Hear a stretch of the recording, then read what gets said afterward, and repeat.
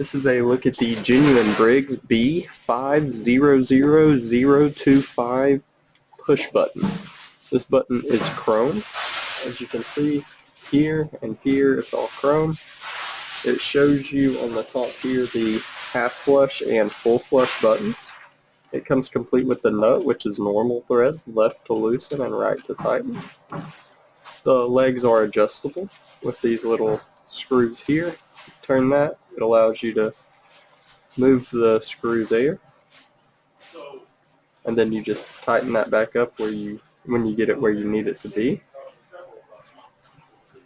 The little rubber boots also come on this button. That is to protect the flush valve. The length of the legs is about 4 inches. They are adjusted from the factory. Across the top of the button, it is about 2 1/4 inches. And then we'll get the overall length here. Trying to think of the best way to do this.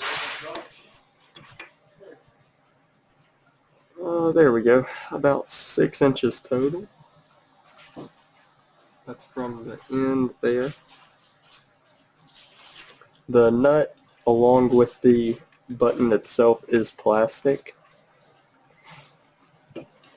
Once again, this is the genuine Briggs B500025 chrome push button.